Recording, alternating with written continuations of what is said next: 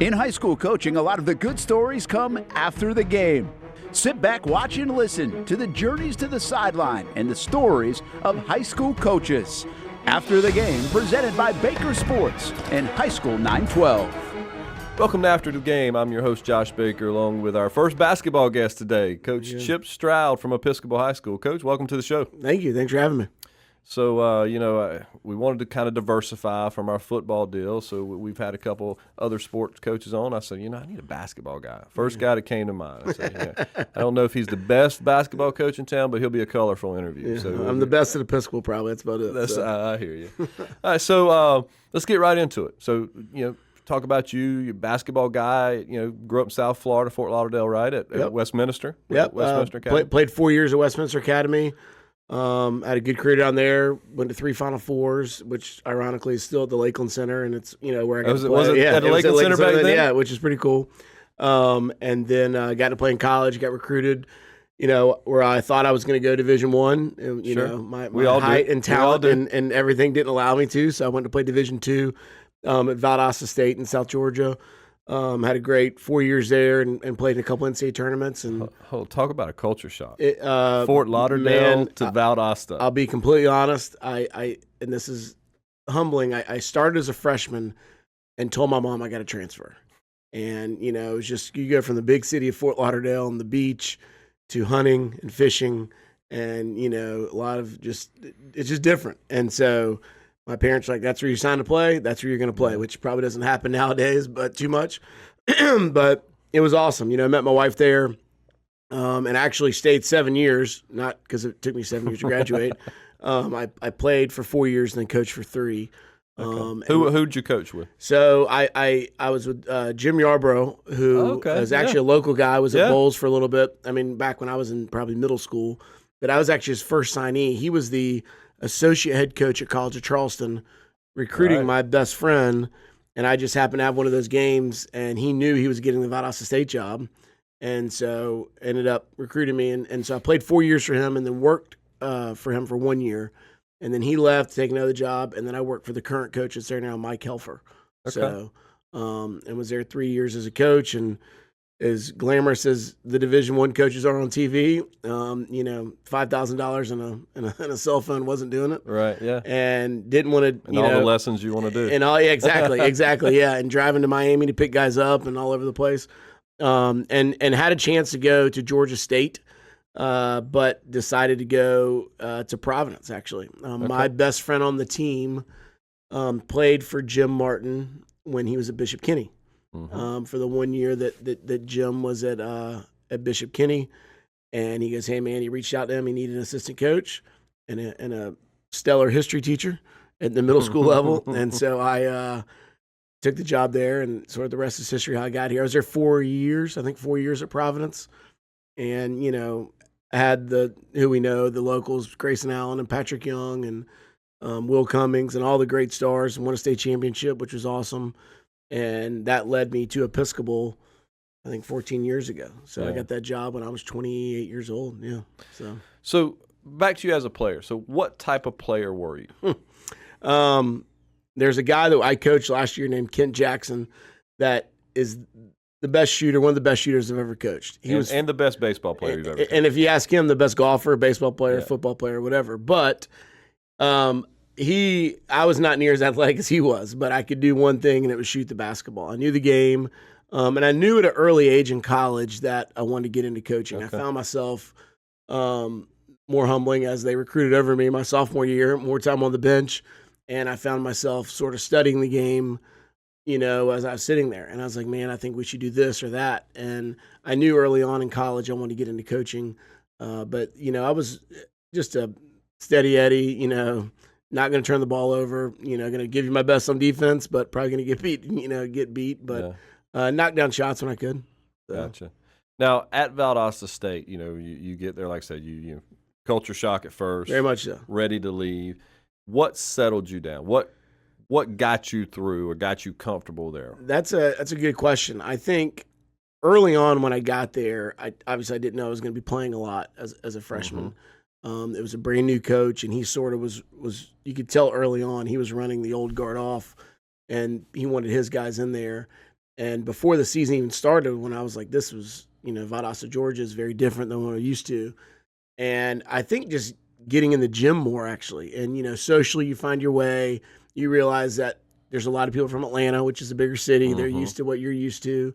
And there were some Florida guys, Orlando and Tampa, that went there that played football, that we had mutual friends through just, the high school stuff. And so I think finding similarities with friends and whatnot and building relationships, but honestly, finding myself on the floor probably far earlier than I thought. I remember checking into my first game at Clayton State as a sixth man, and I don't think it felt like I didn't come off the floor the rest of the time. The rest of the game, I think I started the next game from there, and really, found my niche and grew to love the city because it's a as great people. It's great people, great sports town. I mean, football, yes, but sports in general they love. I mean, everyone thinks it's just football, but man, they celebrate every sport they can there, which was awesome to be a part of. Yeah, no, exactly. So you decided to come back, or decided to get into the coaching. The college piece is what you know. How tough was, I've always wondered this with the young assistants college, how hard was it coaching guys that you played with? That's a great question. Your pride sort of takes a shot a little bit because as the youngest assistant on the staff, like I now went from being their roommate and their teammate and their locker mate to now doing their laundry. Right. And, it was. And they probably let you know. And they let me know it. And there's a lot of, dirty laundry thrown my way, as you can imagine. And it works itself out, but it's definitely an adjustment. And I think that I was just like every college assistant. I was chasing the dream. Like I was going to be the next whoever, right. and I realized it's all about relationships, and trying to catch on at that level. I'll be honest with you. I get to go to the Final Four. I'm in a great place where the school pays for me to go to the Final Four every year, and it's awesome. And I'm out there, and I'm like, as I'm out there buzzing around with friends that are still in the business that I've known for 20 years, I'm like, this would be awesome. I got to get back in. And I fly home, and I'm like, nope, not going to get back in. I'm not leaving Jacksonville. I'm good. I love Jacksonville. Exactly. I'm not going to be gone all July recruiting and all that. But it was a very cool experience. I think I don't get to where I'm at today without that 3 years coaching in college, and building my resume and building the relationships that I had. Well, and then you grew up Fort Lauderdale, college in Valdosta. You said, what is halfway in between, culturally to Fort Lauderdale and Valdosta, and you ended up here. Exactly. And it's about, Jacksonville is obviously in Florida, but it's pretty southern, as we know, and it is not. And again, Fort Lauderdale's a great place. It has great people. Right. It's a different way of life, and it's faster. And, actually, probably about, 8 years ago, I got the chance maybe to go back to my old high school in an AD role. And my wife kind of looked at me and she said, that's great. We're not going, Now, where did Bridget grow up? She grew up in Tifton, Georgia. Okay. So, the fairy tale story is that she was a cheerleader at Valdosta State. I played basketball. And she just chased me all those years, and I finally I've seen it. Yeah, exactly. And I finally gave in. I was like, okay, fine. Let her catch you. She tells a different story, but that's the one in my head. So. Exactly. Hey, and you're the only story being told today. Exactly. No, she's not talking on this mic. So, but no, it's Fort Lauderdale's awesome. But being in Jacksonville, my parents are here. We have a great sense of community, and really Episcopal in general. I think you even know too, it's just a great family atmosphere. And my wife works at our lower school. My kids are in 4th and 2nd grade at our lower school. It's pretty special. Gotcha. So, but when you came to Jacksonville, you went to Providence. That's right. And coached for Jim. I did. And I don't know if we have enough time in this podcast to go through these stories. There's plenty of Jim stories. I did. I'll never forget. My buddy Nick Gast set me up with an interview with him or a phone call, and I'm like, the guy sounds normal. And I go, and I'm dressed in a suit to go interview at Providence. What I thought was an interview was a meeting that turned into an interview, but I still was like, I need to wear a suit, And this guy meets me out front. He's got his gym shorts, his T-shirt tucked in, his like New Balance, dad shoes. And I'm like, looking like he's still in the military. Looking like he's still in the military. And I'm like, who is this guy, And Jim Martin, Chip Stroud, blah, blah, blah. And literally that day, he walked me around Providence, and I'm almost certain I had the job offer before I even left. And he moved, he got me a meeting with the AD, and he got me the head of school and everything else. And I mean, my 4 years there was as special as anywhere I've ever been, just the success we had, the growing up that I did, as a coach and learning from, arguably, one of the best, if not the best high school coaches, definitely in this area. But it's built a fun relationship and friendship ever since. So. What did you learn from Jim? I mean, obviously you've learned a ton, I'm sure. I mean, I've learned a bunch from Jim, just being around him a little bit I have. But yeah. What was the main thing you took from him? I think two things. I think his work ethic is insane. I think he doesn't slow down. His mind never shuts off. He is always thinking. I mean, he's always trying to figure out how to gain an advantage, and sadly he's done it over me over the past 5 or 6 years. And he's always trying to get one up on the competition. And I think when I was there, I was teaching, and I'm going to go back to the second thing I learned, but he comes to my office, it was 2010, it was fall of 2009, and he goes, hey, we might have to play Sagemont. And they had Fab Mello, who went to Syracuse, and Rod Days, who went to UCF, and Will Sheehy, who went to Indiana. And he goes, I think we're going to have to play them in the Final Four. You're going to fly down and scout them, and then fly back the next morning. And I'm like, I'm going to do what? And he goes, yeah, I already here's the money, buy your ticket. I'm paying for it. You're going to go scout these guys in Fort Lauderdale. So I flew, taught that day, took a 6 p.m. or whatever, 4 p.m. flight, got down there, scouted Sagemont, and flew back at 6 a.m. the next day and went and taught, and I would do things like that all the time that year because it was just natural, I drove to Orlando to scout a lot, and his ability to prep and, really just try to have that one up is insane to me. I mean, I think and still with him today. I mean, right.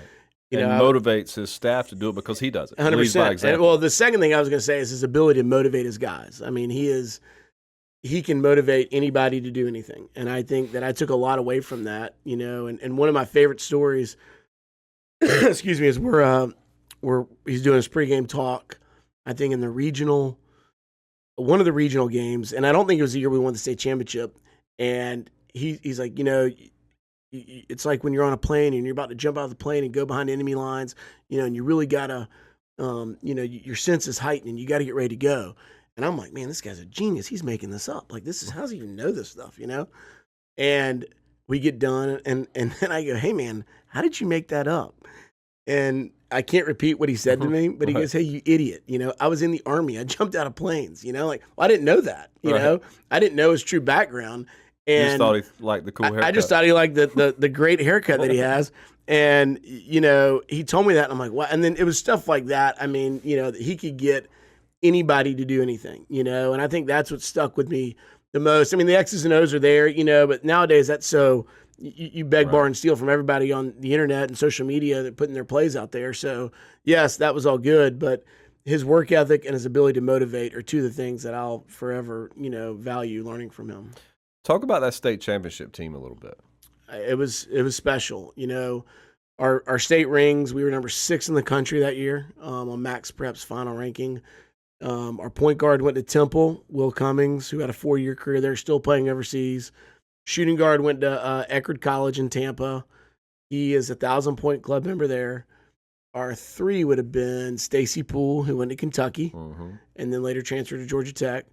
Our 4 was Wayne Martin, who went to UCF, and 5 was Patrick Young. And then off the bench, I think we had Tyler Martin, who later played at Valdosta State basketball, and Solomon Poole, who later went to Georgia Tech. I mean, it was just a loaded team, and it was fun and as a competitive group as I've ever been around, and it was new for everybody. Jim hadn't won a state championship yet, and I'll never forget playing at UNF in front of 4,000 people against ACD with Wally Judge and Rodney Magruder and all these guys going to Kansas State and Rutgers and, and we won that game. And I was like, we were 31-1 and lost to Montverde Academy in overtime, in that year. And so it was awesome. I mean, now there's guys that have come to Providence and since left. I work with one of them now, our girls coach is Wyatt Walker, and he won a state championship too. And, they always argue which team was the best, because they want their team to be the best. And Grayson Allen obviously has made well for himself, so, but it was, like I said, it was a great 4 years. That 2010 season was awesome. I mean, it was incredible. And there's a lot of stories from that we could go on, but it was good stuff for sure. In the, what were we, 4 years, Providence? 4 years, yep. So how did your role change from when you started with Jim versus when you left? I think when I first got there, I was like, didn't know what to expect, right? I mean, like, I remember my very first game, we go play Sandalwood at UNF team camp. And we look, we didn't really have all of our guys. And we had a guy named J.P. Kuhlman who played at Davidson, who later, had a great career at Davidson. And I was like, we're going to get beat like a drum. I mean, we have no chance. I'm coming from college where, I'm used to athletes and everything else. And JP was a good player, 6'2", 6'3". And we won the game by 25 points. I'll never forget that. Mm-hmm. And I'm like, man, this guy. And I'm just like taking it all in. I'm like, this is high school basketball. It's just different, Maybe we're good. Maybe we're not. I don't know. We beat ACD that year, I think at JU. Or maybe we lost by 4 or 5. I can't remember. But I think I went from learning a lot where, every young coach is so arrogant they think they're ready to go right then, where I was like, I can be a head coach easy. And I realized I'm not ready at all. Mm-hmm. Like I had so much to learn from just parent relationships to emails to ordering gear to how to manage a game and all that, So from start to finish there, I just sort of evolved probably more so into who I am now than anything as a coach because I really didn't know anything about high school basketball. Well, I thought I did just because I coached in college for 3 years. And you played it. And I played it, right. So I've been doing it ever since I was like 6 years old. But no, I mean, I wasn't even ready. I mean, I realized like early, I was like, I was not ready for this. Where I thought I was going to go be a head coach right away. I'm so glad God didn't allow that to happen because I just didn't think I would have failed. I mean, and just learning the ins and outs and what to do. And, also, what type of school I want to be at, I mean, where I didn't know anything about Jacksonville schools. I didn't grow up here. And I think that had a lot to do with me waiting out, going to Episcopal. Because I had some offers, before coming from Providence. It's easy to get a job at really anywhere. But so glad I waited on the school where I'm at. Yeah. So you feel like Jim was intentionally grooming you? I do. I mean, we talked about it. That was an open conversation. I mean, I told him on my interview, big bad 24-year-old Chip Stroud was like, I'm going to be a head coach next year. I'm only here for a year. I mean, I told him that. And he goes, and he probably was like, okay, sure. You know? And, some jobs came open. No. Some jobs came open. No. And then I think after my third year, after we won, he was like, hey, it's about time. You need to start looking, and not that that was easy for him, I think, because, we had such a good working relationship, but he didn't want to hold me back either. I think that he knew that I was ready and I don't know if you're ever truly ready. It's like, getting married, having a baby, but it was time and Episcopal opened up and it was, one of the better jobs in the area, I thought, from top to bottom and it's something I looked at and was fortunate enough to get. Yeah.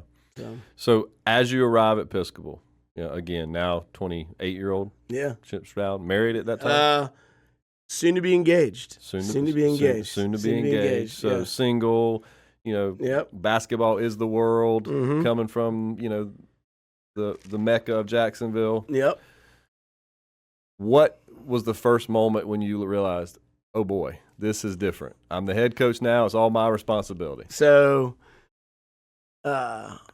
and not a shot to anyone, obviously. I think the athletics has grown. But I remember we played a game my first year as a head coach, and I texted Patrick. He was at Florida. And I'm like, Pat, I made a mistake. Like, weren't these guys, like, I just don't know if they know what it takes to win, the sacrifices you have to give. I mean, I was going from college straight to Providence. The schedule never changed. Thanksgiving break, we were practicing or playing. Christmas break, we were practicing or playing. My first year at Episcopal, it was tough. I mean, guys wanted to go on vacation every Thanksgiving. Going to Europe. Yeah. They're going to their, different homes and whatever in the mountains and everything else. And I'm like, no, we have games to play, So it was, I remember texting Pat after my third game, and I was just like, I don't know if I made a mistake. And Patrick was awesome. I mean, he gave me, like, just like he is today. And if you talk to him now today, I mean, he was incredible. I mean, he just sent me a long text and said, nope, you're right where you need to be. God has you right where you need to be, and you're going to do great things there. And I'll never forget that text he sent me. And, but it was like, okay, here I go. I got to, pull my pants up and get ready to go here, and like, it's big boy basketball. So at least I wanted it to be in my mind, know. So things that you don't think of as a new head coach, right? You got to build a staff. You got to build a culture. Yep. You're going to a school where you're responsible for middle school. Mm-hmm. You got to work it all out. Right. You're not just showing up to practice when Coach Martin says we have practice. You got to schedule practice. You got to work with the girls to make sure you're working around each other for practice. So, I mean, what was that first year like overall? I would say it was a success. I mean, I would, maybe I'd grade myself at a B-, maybe a C+. We were above 500, but, parent communication is so crucial. As you know, I mean, I know you have kids that play high school, and I think I learned that, to be a successful high school coach, we're not dealing with 18 to 22-year-olds away from their parents. Right. We're dealing with, kids that live at home. And I think parent communication, even when we hire coaches at Episcopal today, in any sport, that's one thing we talk about. It's like parent communication is crucial, and I probably struggled with that a little bit, early on, because I don't think at Providence it just wasn't a thing. Maybe Jim handled it and I don't know it, or I just don't remember. Maybe I did it. But one of the things I did my first year that is, looking back, is a lifesaver is I hired a former player named Matt Flakus. Mm-hmm. And he was a UNF student, wanted to get in coaching, didn't know what he was going to do, and didn't know if he was going to go the business route, sort of what his dad does. And I hired him to be a JV assistant, I think. And he just stuck around for his time at UNF. A job opened up at Episcopal. He took it. And now, he does so much for our program that really frees me up to focus on more basketball stuff. And he does handle a lot of administrative stuff that you don't have in your first year, So right. Just looking back on it, it's just crazy that he's still here 14 years later. I didn't realize he was with you. Yeah, so he was with me my first year. So okay. I hired him. He graduated. So my 4 years at Providence were his 4 years of high school there.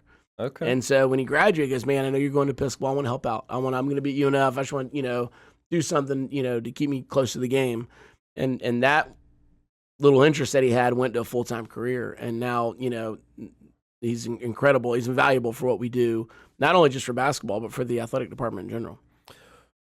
When you obviously Episcopal wasn't near successful program in Jacksonville basketball as what you've made it. So when you got there, what was the blueprint? What was the plan? What was the goal? Well, I only knew one other high school program in town, right? And it was Providence. And I knew Patrick Young wasn't going to walk there. Stacy Poole wasn't going to walk through those doors. But I also knew that we had good facilities. We had a brand new AD, an Andy Kidd, who I think is the best, if not one of the best, if not the best AD in the state. And I knew, he wanted to win.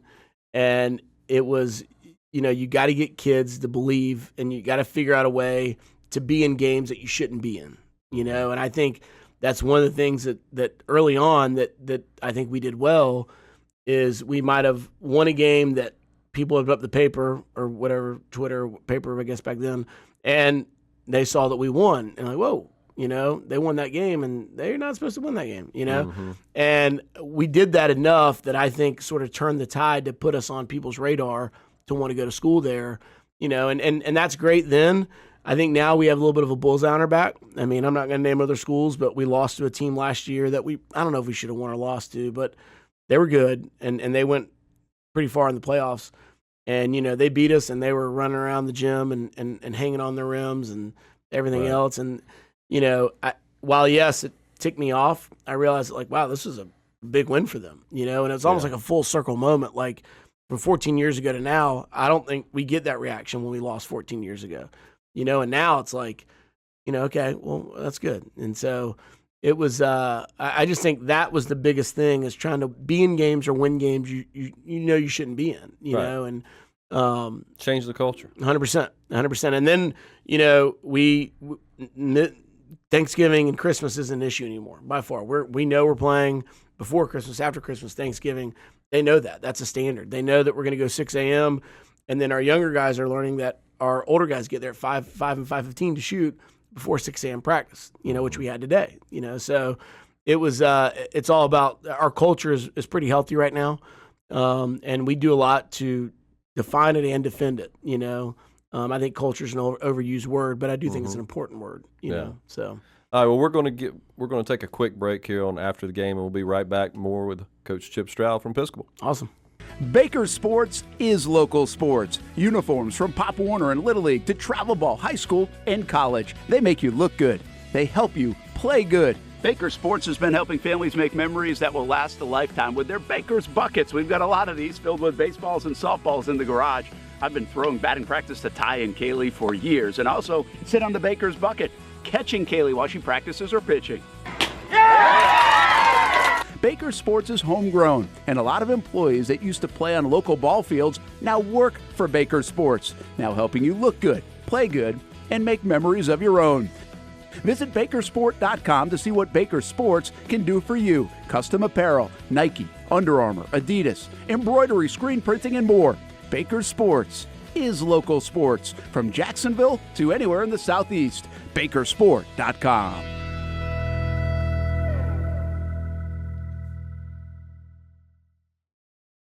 Hey everyone, Olivia Tasley here from Action Sports Jax to tell you all the different ways you can watch our new 24/7 network. 3 easy steps. You don't even need a pen and paper to write it down. Step number 1, download the app. Search Action News Jax in your app store either on your phone or your smart TV. Then, once you're on the app, click on that little drop-down menu in the upper left-hand corner with the 3 little lines. That'll show you these options, and boom, right here, click Action Sports Jax 24/7, and you will be brought to our continuous stream channel. That app can be accessed through all these different platforms, whether you have Roku, Fire TV, Smart TV, Apple TV, or Google TV. You can find our app. Now, if you don't have access to the app, don't worry, we still got you covered. We're across all social media platforms from Facebook, Instagram, X, YouTube, Twitch. We have a podcast channel. Plus, check out our short reels on our TikTok. Action Sports Jax 24/7. It's on all the time and everywhere. In high school coaching, a lot of the good stories come after the game.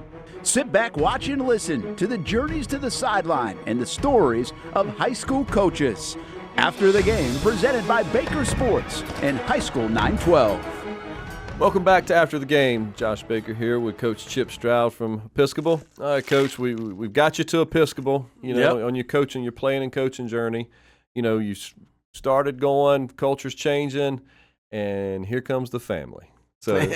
So I always like to ask coaches, like, how did getting married, Bridget, having the 2 girls, how did that change you as a coach? So when I was young, when I was at Episcopal or early on at Episcopal, I had a family that I'm very, very close to now. I am coaching now their 3rd son, William Moore. He's a senior for me. And they always, Steve Moore and his wife, Janine, they always said, we can't wait to see what kind of coach you are when you have kids.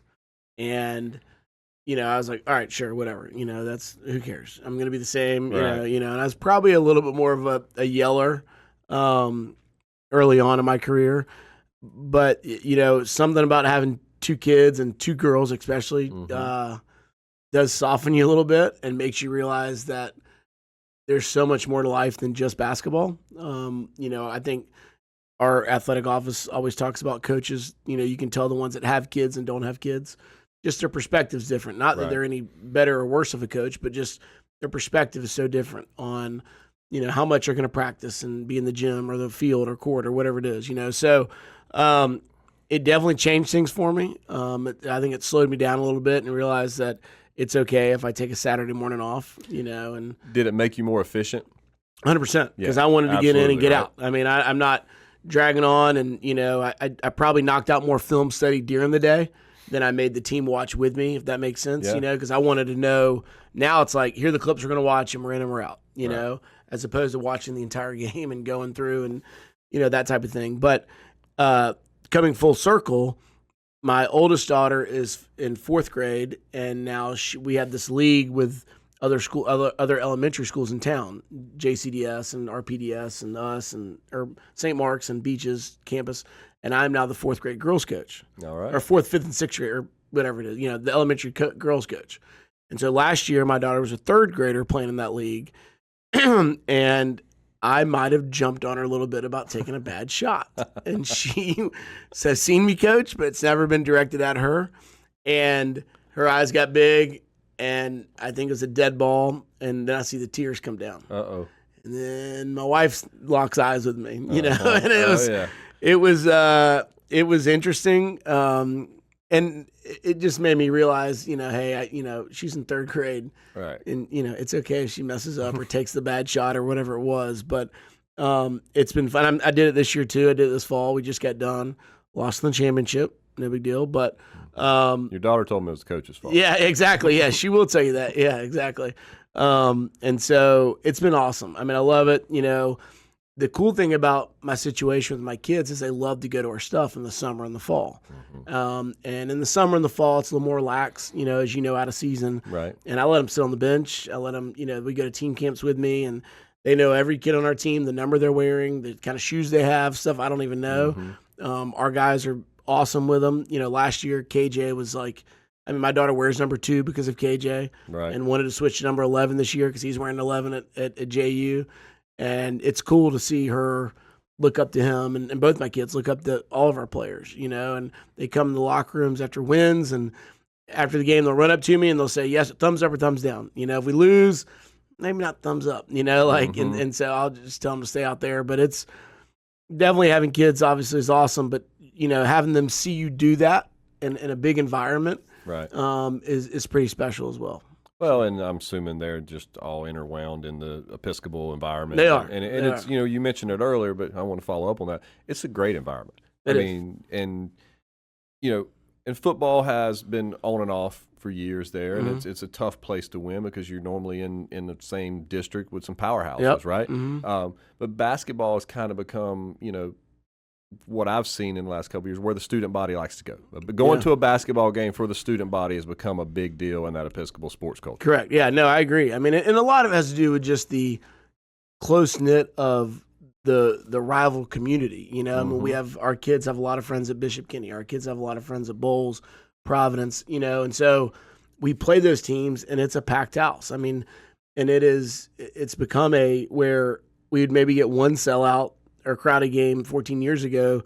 I mean, last year we had, every game was packed, and we had, nowadays you go to games and there's 8 random photographers and videographers trying to get their content out there, tagging our kids, whatever. So it's been, the culture, like I said, has changed, and the whole environment at Episcopal, athletically speaking, top to bottom, I think is in the healthiest spot it's been since I've been there. I can't speak for, previous my time there, but Andy Kidd has done an incredible job of hiring the best coaches, in my mind, out there. Obviously I'm biased, but, I just think we have former Olympians, and Mark Bunnell was our football coach for a while, and, he's won a Super Bowl, and, we laugh, our old baseball coach, had a World Series championship, and I just tell everyone I played Division II basketball, so, right. and it's a joke, but it's true. Like, we have, the highest of level athletes around us coaching our kids.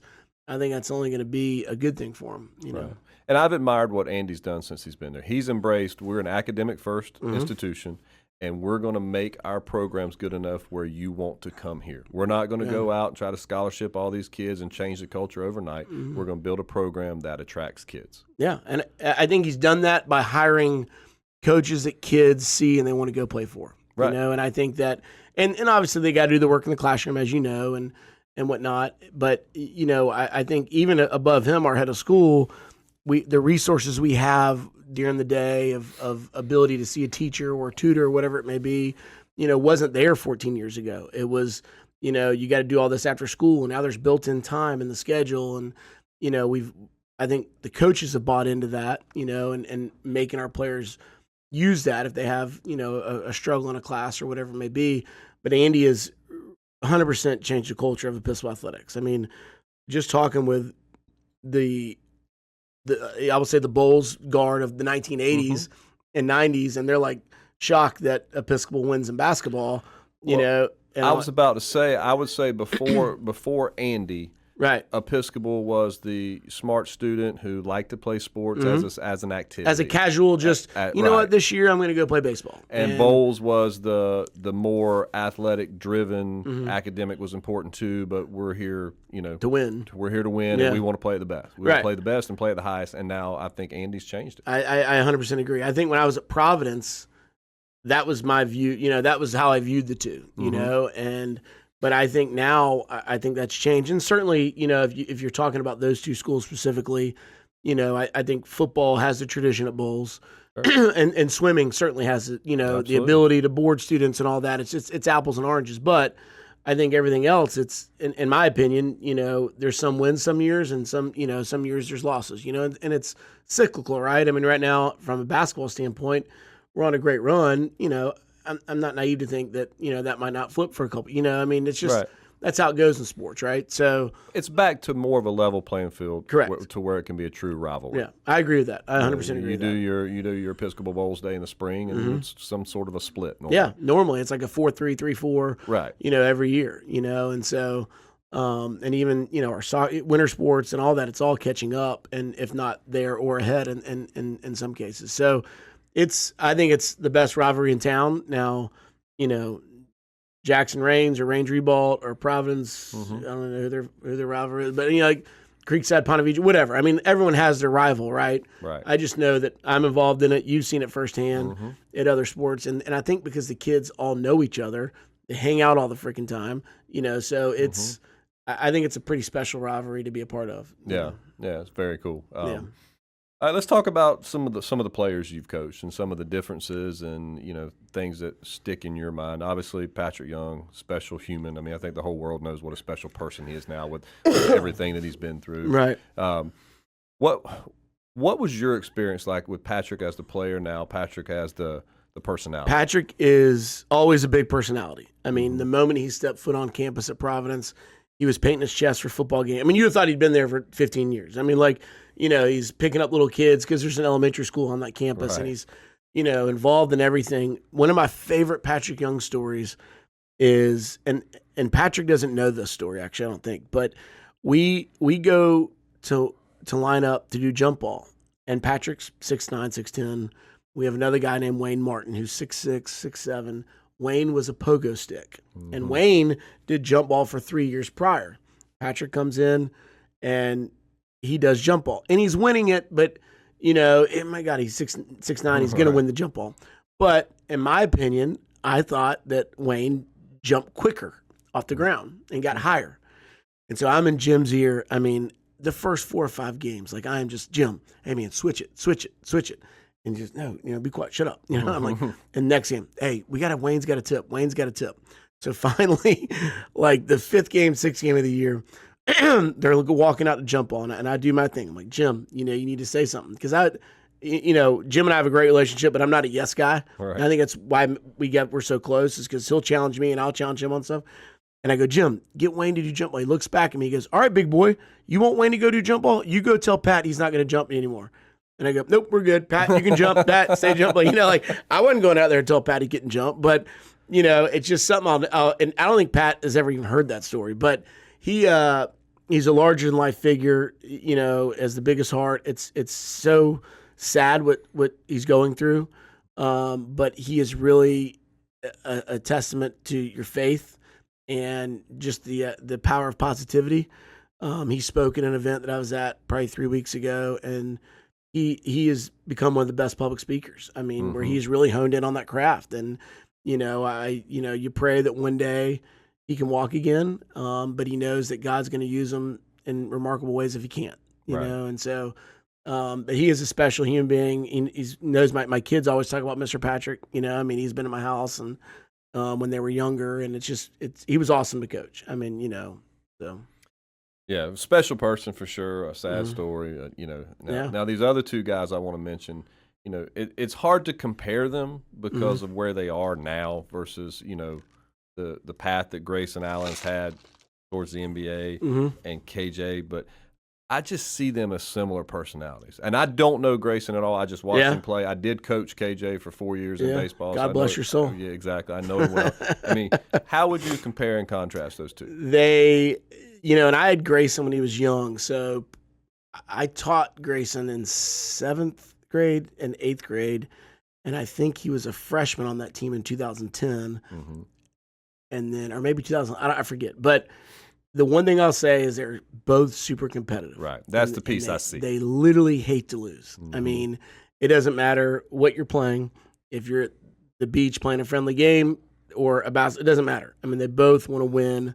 They're super competitive, and they will do anything and everything to try to win, and I think that's what makes them great. Grayson had his struggles at Duke a little bit from a emotional standpoint, but again, that's why he's in the NBA, is because he has that emotion. If he doesn't have that chip on his shoulder and that little bit of nastiness, which, frankly, I think you have to be at that level, I don't think he is where he is today, that just signed his, biggest deal ever. So, and the same thing with KJ. I think KJ's ability to want to work and compete is second to none. I mean, KJ, I was actually telling Coach Buckley at Bishop Kenny this story on Tuesday at Media Day. He was asking about KJ or something, and KJ, we played Bishop Kenny, KJ, sophomore, junior year. And KJ, after like the fifth possession, came up to me and goes, they don't have their best player on me, their best defender on me. I'm like, what? He goes, their best defender's not guarding me. I'm like, he goes, that's messed up. He goes, I'm about to go off on these guys now. They're disrespecting me. That their best player's not guarding me, and like I told Jerry that story, and he's like, I don't, that's crazy. I don't know who it would have been, but KJ, it didn't take anything to light a fire under KJ. And once he found out that, I guess their best player, in his mind, their best defender wasn't guarding them, it made him really angry, And so I think we won the game, but I don't know how he did or what he did. But I just know little things like that motivate him to the next level. Yeah, last year BK had their best defender guarding him, right? Little brother? Yeah, yeah. Tell KJ that. That was an awesome game. So how did I mean, I know Mark well enough to know that sometimes that he's going to make whatever decision he feels is best for each kid individually. So I assume he just wanted to not be under Big Brother's shadow. I think socially, he went to St. Paul's, and a lot of his friends from St. Paul's were going to Bishop Kenny. And I think that, that's where he felt most comfortable then. And, if you look back on KJ, Beza Miller, I don't know if you know Beza, he came to Episcopal.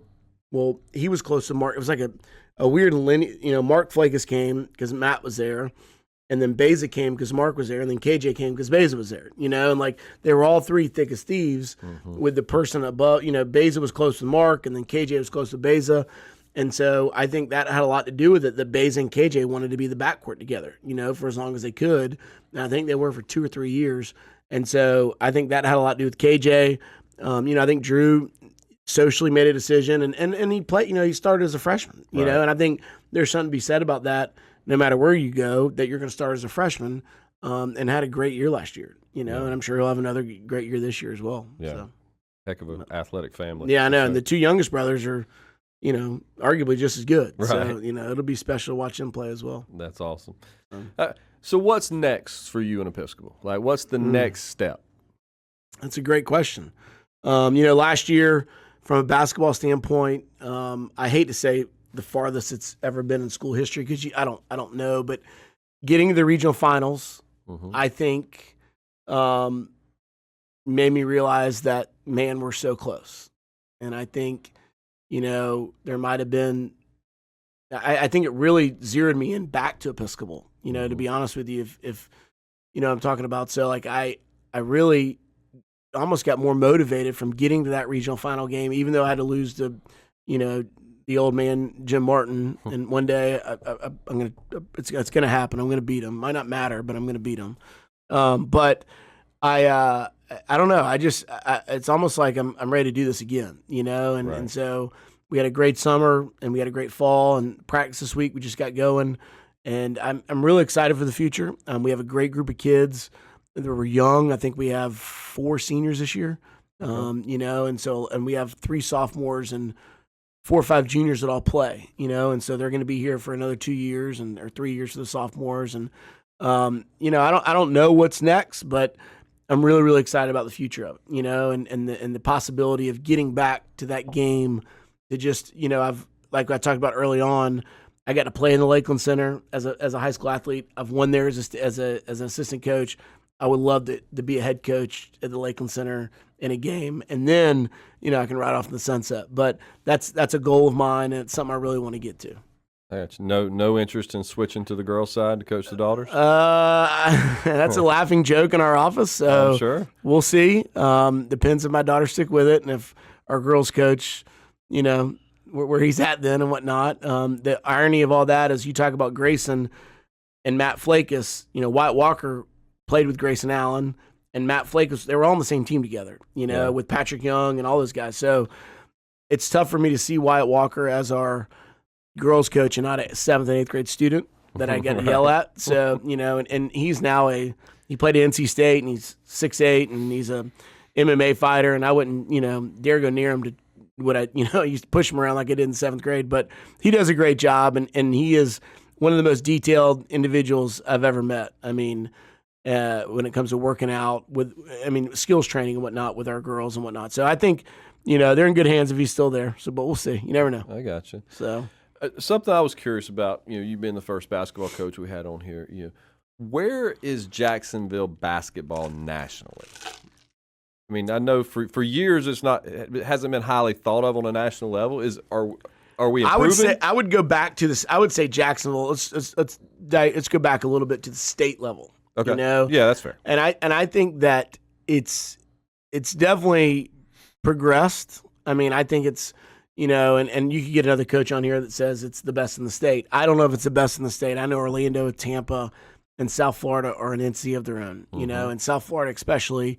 I mean, I think every year they have, 2, 3, if not 4 state champions sometimes, right. in different classifications, obviously. But, I think we can go and compete in the state level, and we do.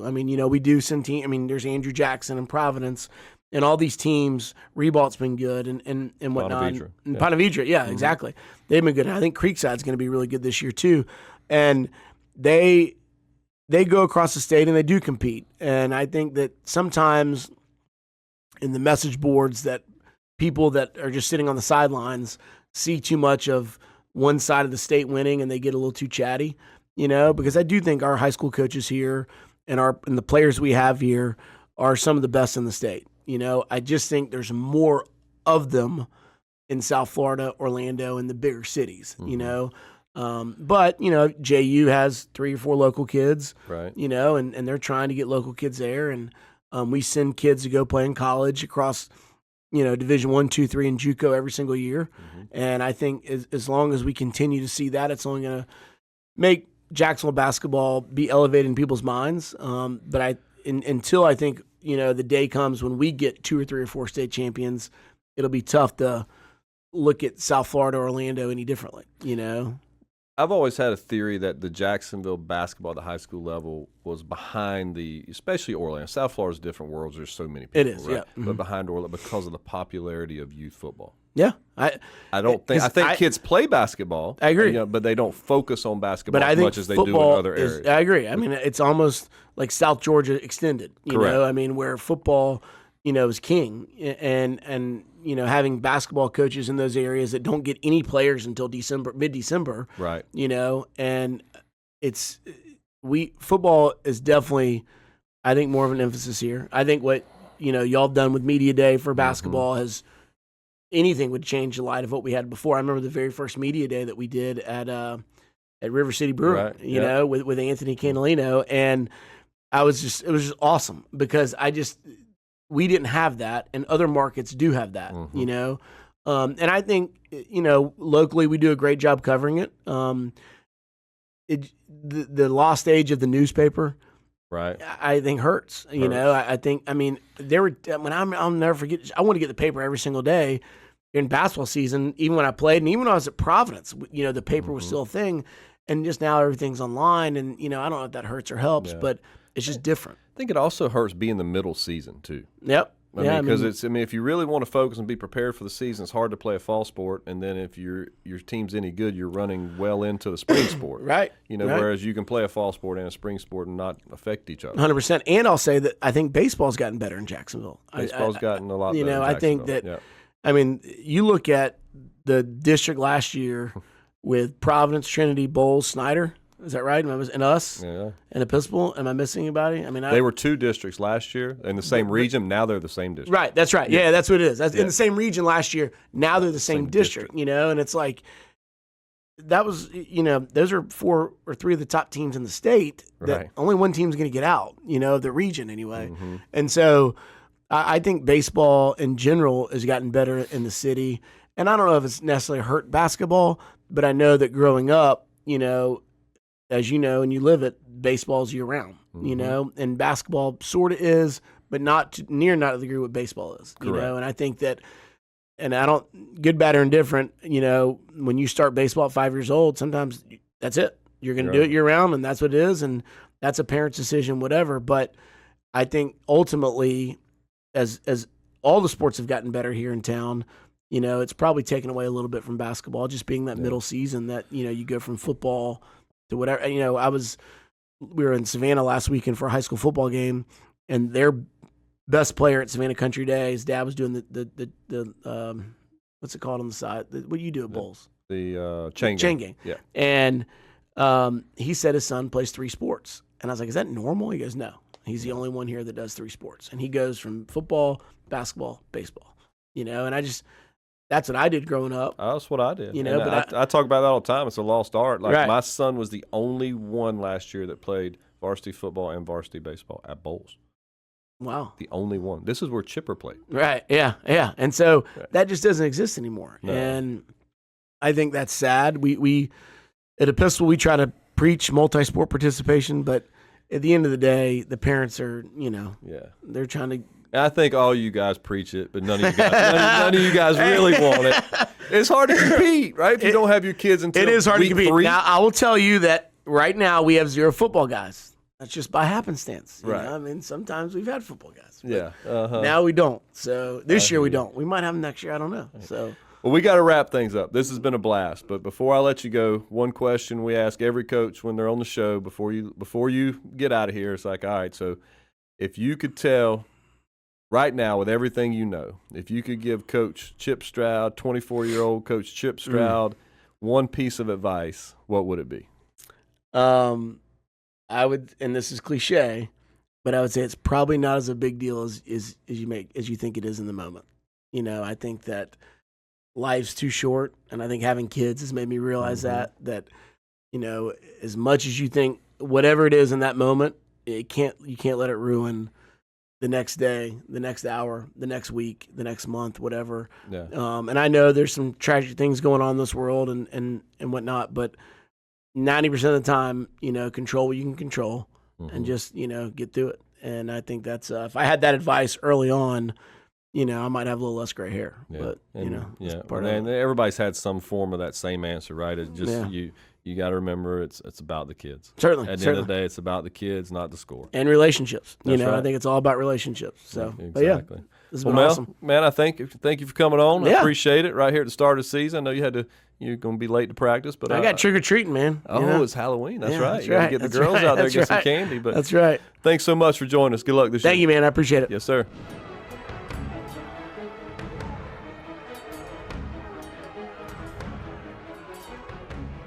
Get local sports on demand with Action Sports Jax 24/7. All sports, all local, all the time. From the locker room to the field, the Jax, high school football, the Jacksonville Armada, and don't forget the Brett and Austin Show. They're all in on Trevor. Of course. Download the Action News Jax Now app, available wherever you stream or at actionnewsjax.com. TV, phone, laptop, desktop.